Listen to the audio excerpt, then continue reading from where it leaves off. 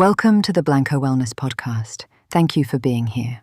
Take a breath, settle in, and let's talk today about something that most people feel deeply but rarely say out loud. Sometimes you share something genuinely intimate with another person, and what stays with you afterward is not what you expected. The physical experience was real, but what lingers, what the mind keeps returning to in quiet moments, is something quieter than that.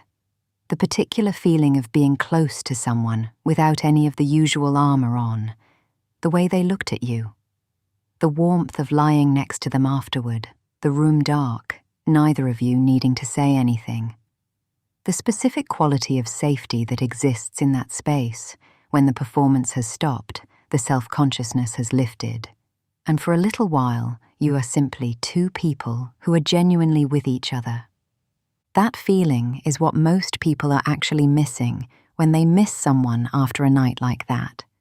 Not only the person, the experience that person made possible. In the ordinary run of daily life, most of us are managing how we appear to some degree. We present versions of ourselves shaped by context, by what is expected, by the ongoing work of navigating social reality. Genuine vulnerability, the kind that involves actually being seen, not the performed kind, is rarer than it looks. So when it happens, when you find yourself with someone in a moment where all of that has temporarily fallen away, the contrast is striking. The relief of it. The particular piece of being accepted by another person, not despite being fully visible to them, but while being fully visible to them. That is not a small thing.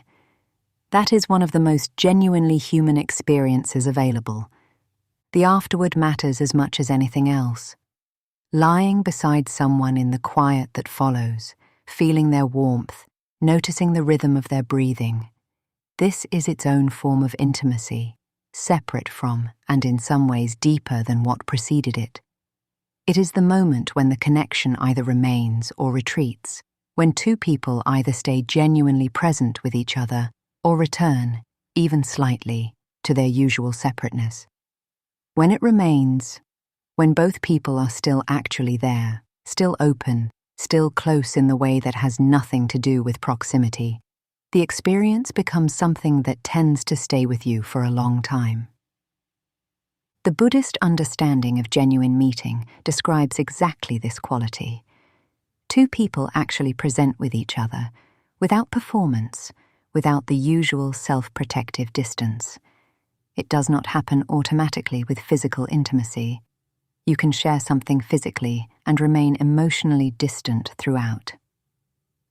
When it does happen, when the physical closeness is accompanied by genuine emotional presence, the experience is different in kind, not just in degree. And the memory of it tends to carry a specific ache because it showed you something about the quality of connection you are actually capable of and are genuinely looking for. The Taoists described intimacy as one of the clearest demonstrations of what genuine presence between two people can feel like. The particular quality of being fully here with another human being, not managing or monitoring, simply being. When that quality is present during sex and in the silence afterward, it reveals something real about what the heart recognizes as nourishing.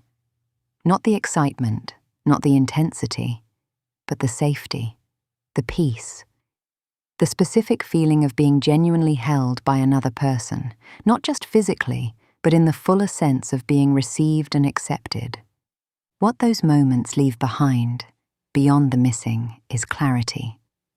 Your heart now knows more precisely what it is looking for, not a performance of intimacy, not intensity without depth.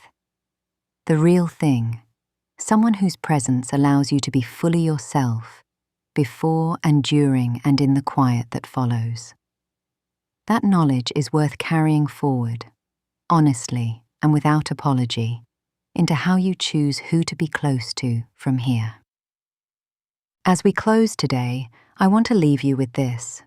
The longing you feel after a night like that is not weakness, and it is not naivety.